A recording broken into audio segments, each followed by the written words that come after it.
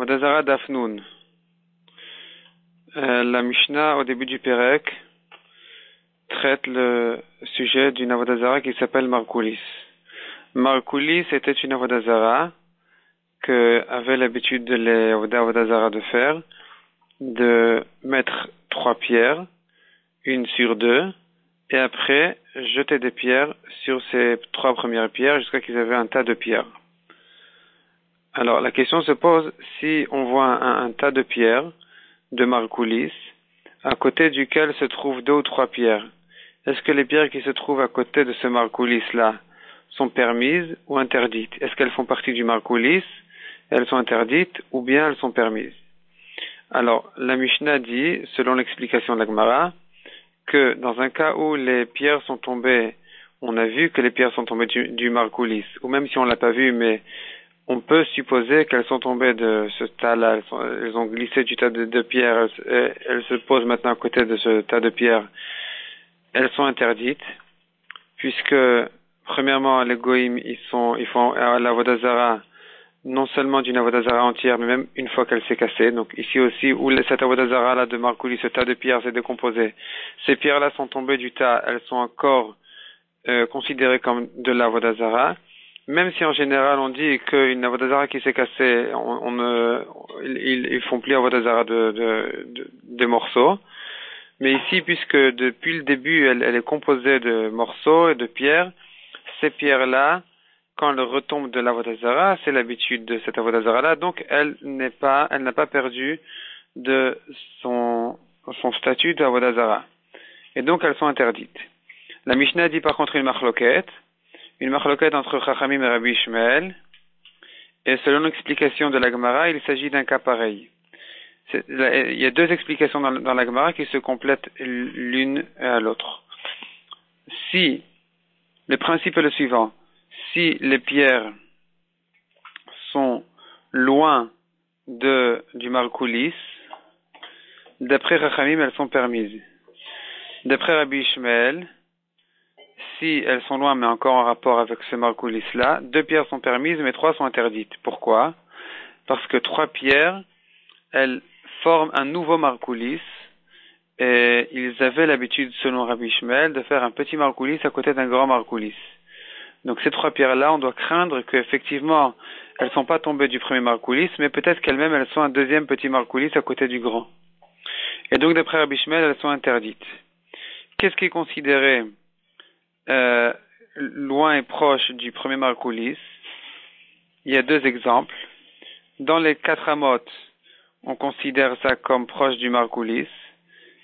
Et loin des 4 amot, au-delà de 4 amot, c'est considéré comme loin du Markoulis, où là, d'après Chachamim, c'est permis, et d'après Rabbi Ishmael, 3 pierres sont interdites.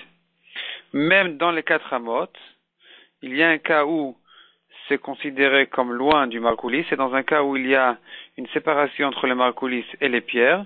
Et ici aussi, là, la halakha est pareil, que selon Chachamim, ce qui se trouve de l'autre côté de la séparation, c'est permis. Et d'après Rabbi Ishmael, s'il y a là-bas 3 pierres, elles sont interdites.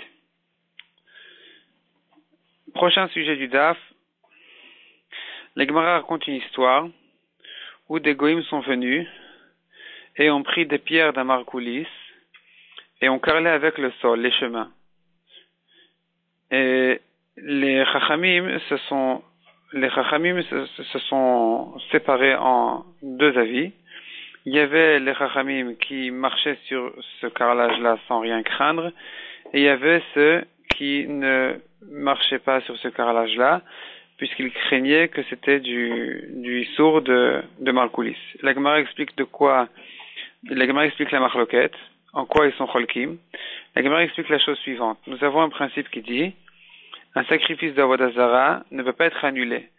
On a une dracha qui le fait ressembler à un mort, de la même manière que le mort est interdit b'ana, de la même manière les sacrifices d'avodazara sont interdits b'ana, de la même manière que le mort, on peut pas l'annuler, ici aussi, on peut pas les annuler. Donc, celui qui n'a pas voulu marcher sur ce carrelage-là, il considère que les pierres qui ont été jetées sur ce Markoulis sont un sacrifice d'avodazara qui ne peut pas être annulé, Et donc, malgré que sont venus des goïms et ont carrelé avec le sol, donc vraiment, ils ont annulé complètement la Avodah Zara, c'est insuffisant. Et d'ailleurs, il n'y a rien qui est suffisant. Ça reste assourd. Ceux, par contre, qui ont permis de marcher, d'utiliser, de profiter de ce carrelage-là, ce sont leur svara, elle est que ce sacrifice-là de jeter des pierres sur la Avodah Zara, on l'a pas trouvé dans le Beth Amikdash. Donc, seuls les sacrifices où on a trouvé un sacrifice pareil ou ressemblant à celui-là, qui est fait pour Hachem au Beth Amikdash, quand l'Avdil il est fait pour l'Avodah Zara, il est considéré comme une tikrovet, comme un sacrifice d'Avodah Zara. Tandis que jeter des pierres, heureusement d'ailleurs, on l'a pas trouvé dans le Beth Amikdash. Donc quand c'est fait pour l'Avodah Zara, c'est pas considéré comme un sacrifice. La Gemara plus loin dit c'est considéré donc comme l'Avodah Zara elle-même.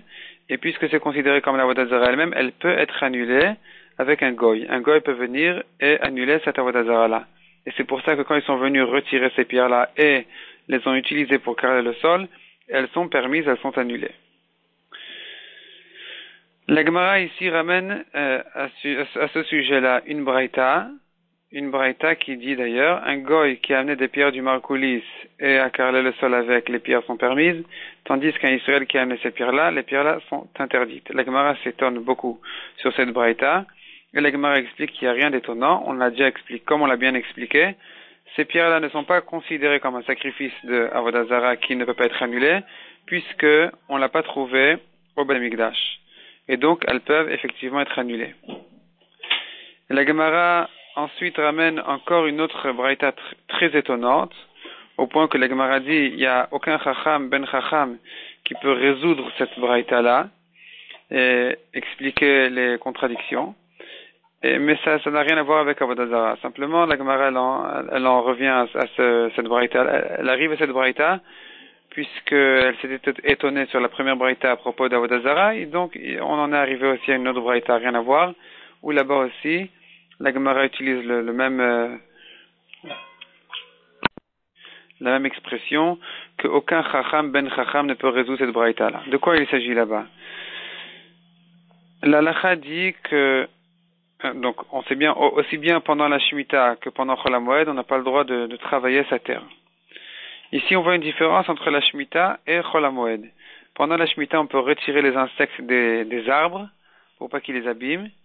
Et on peut aussi, un arbre qui a qui a été épluché un peu, il risque de sécher, on peut l'enduire d'engrais de manière à le renforcer et à le faire tenir, faire résister.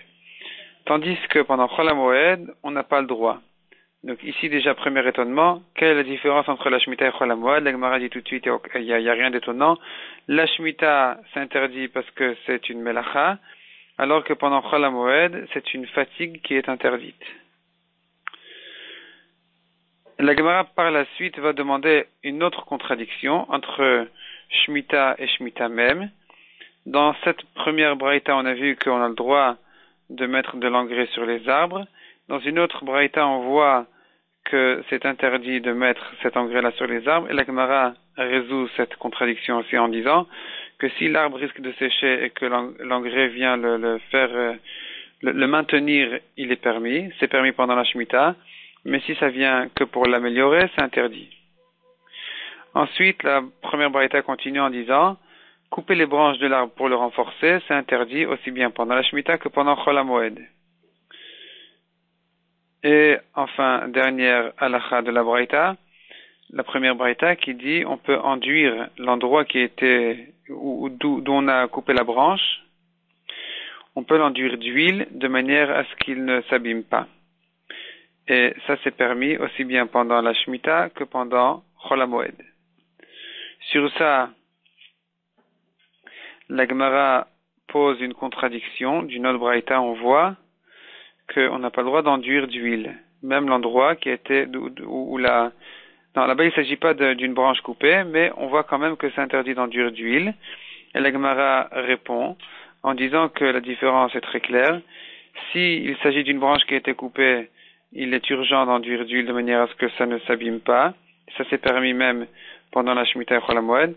Tandis que un fruit qui enduire des fruits pas mûrs d'huile pour les renforcer, pour les améliorer, ça c'est interdit. Et enfin, la Gemara on arrive à le grand étonnement, la grande contradiction, où là effectivement on ne trouve pas de solution. C'est la question qui demande pourquoi est-ce que on a le droit